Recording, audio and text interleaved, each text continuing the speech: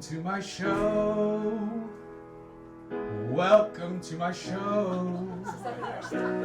Hopefully I'll share with you some things that I don't know.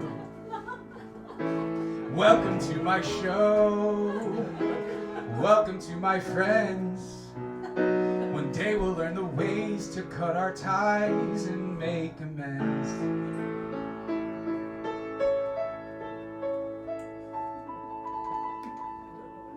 Welcome to your show. Welcome to our show. Hopefully in time you'll spend with me, we both will grow. Welcome to my home. Welcome to our home. Lend a helping hand to me and we can take it slow. Welcome to our show. Welcome to your show. Hopefully in time you'll spend with me, we both will grow. Welcome to my home.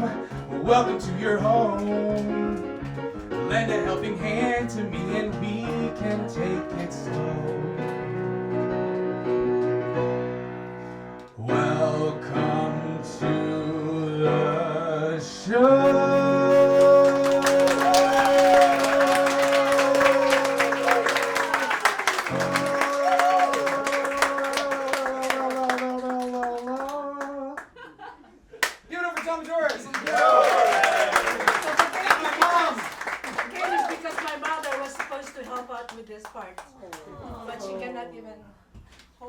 All right, give it up for my mother. Give it up for So, tonight's show is about suffering. Who's suffering? No, anyway. Tonight's show is about suffering, and the premise of this show, it's called Nathanael Philip Mosher, that's me, has friends. A show where I, Nathanael Philip Mosher, welcome you to my home and my wonderful, talented, thoughtful, and engaging friends. Right? So tonight we have richrosales. Yes. One of my best friends who I've known since I was 19. All right. And he was 12. We have Tom Bajoris, who just played the piano. Yes. Tom literally knew me before I knew how to know, because I was unconscious and I was a baby. He knew me when I was inside my mom's womb. So he's been a huge, his face is just, yeah. Yeah, I've known him for, He's also your godfather. He's also my godfather. Give it up for that. Yes. If my dad over there died, this guy would, okay, Cindy just goes, I was like, I'm going to do this for one person to make a guess. No, don't. That was dark. But Tom, wonderful composer. He's going to be playing piano for you guys. And this show, each show has a unifying theme, right? A question that I'm trying to wrestle with. These are personal questions. And the question tonight is who, meaning the character, I should have clarified that, but who, how would you move and interact with the world if the fear of suffering were taken away from you? So that's something that we're going to engage with tonight. Each performer is going to perform, and their set's going to attempt to answer that question. We're going to have an interview. I'm going to perform, an attempt to answer that question. And then you all are going to answer that question, right? So we're going to use it at the end for poem/monologue. So who wants to go first? So who? This is the worst seat in the house, huh? Yeah. You're in the splash film. So this is Justin. The beautiful thing about this, I know everybody here.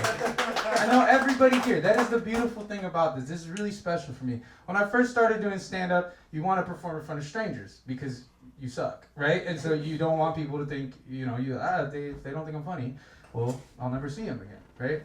But I've noticed that for me, the more that I start to just do it for the people that I love, the more I enjoy it. And so that's what's special about this, right? So Justin, I love this man, all right? And he's a huge influence in my life. And so that question, who would you be if the fear of suffering were taken away from you? You can answer right now. You can think about it. I wrote it down. You wrote it down? Yeah. You want to read it? Let me see if I can find it real quick. Alright, here you go. I said, only a percentage of the person who I am today, not able to truly have empathy for others or understand how pain helps build character. I would have a privilege that isolates me from truly being able to see and love above the surface, existing in a reality parallel to reality itself. So that suffering is allowing you. Yeah. Suffering itself is allowing you to feel life more deeply. Yeah. That's amazing. Give it up for that. Yeah. Yeah. Now this question has some open-ended, connotations, right? Like, what does suffering mean? What does fear mean? What does it mean? And so that's something that I've been grappling with, right? Especially, as a Christian, what it means to not be afraid to take up my cross, right? So, Sean, I've known this guy since I was 6 years old. We're 22 years strong, man. 22 years strong. One of my best friends. Give it up for Sean. I love this man. We used to play with our imaginary friends. He had an imaginary dog, right? Yeah. And what did I have? I had an imaginary centipede. Yeah. Oh, weirdo. What else? What, a cat or something like that? An imaginary cat. It was a blob, like blue, like. Okay, so this is what I remember. I remember I legitimately had a blue bouncy ball, just inanimate bouncy ball that had a soul, and it would just bounce around, and that was a friend I had. Anyways, we were I kids. got jealous. I popped it right now. Huh? You said I got jealous. I popped it. What did you say? I popped it, and you hit me. Is that why we fought when we were 6 years old and we went to the principal's office? Did you hurt my imaginary friend? I suppose so. Oh my God, that is. We fought and went to the principal's office. So, Sean, how would you move differently throughout the world if it wasn't for a fear of suffering? Oh my, I don't feel like Justin, I feel like there would be a lack of feel for empathy. There'd be a lack of feel for exposure.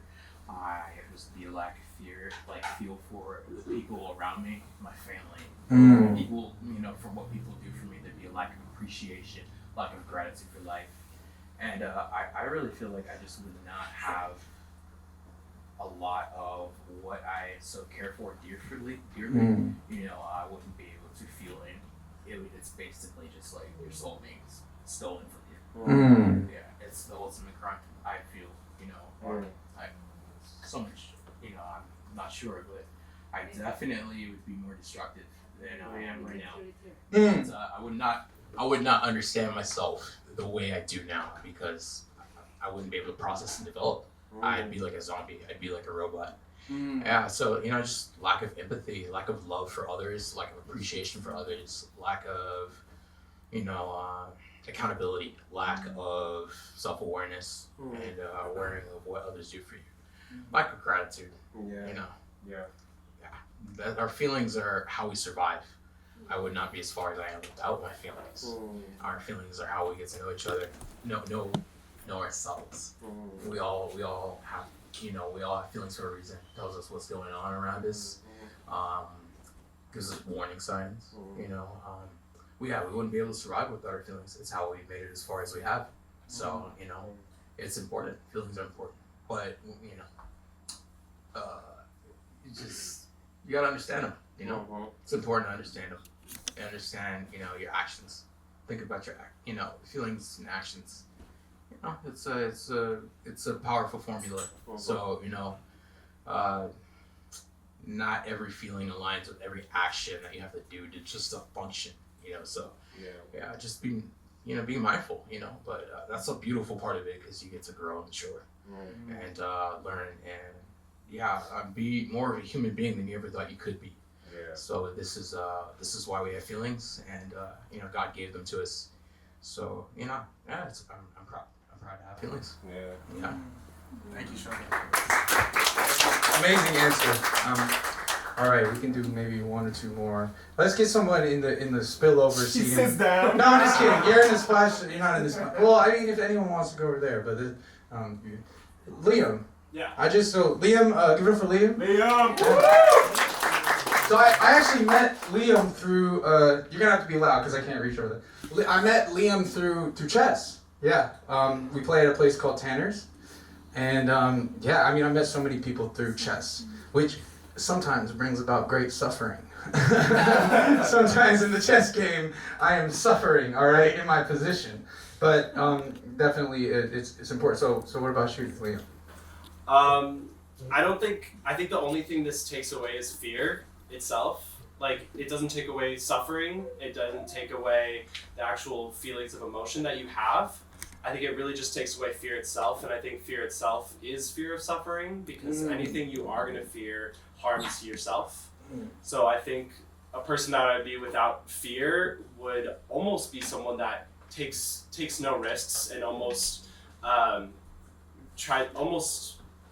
it takes away all my inhibitions in terms of trying to become the best version of myself.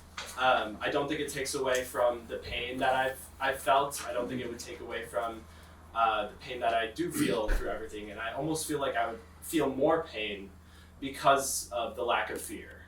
But that wouldn't take away from the amount of things that I would experience and how full my life would be, extended beyond that fear of like not getting to the school I wanted to, not winning a certain chess game, or just I feel like my life would be a lot more full without the fear, and it could lead to even worse things in terms of like even harming myself to the point of like not being around anymore, because there's so much theory of like if you don't feel pain, then you won't like, or if you're not afraid of pain, then you're more likely to like do something that could harm you to the point past that. But I don't think it would take away from any sort of suffering that I would experience. It would just be, my life would be full, but it would be a lot more dangerous. Get over, Liam.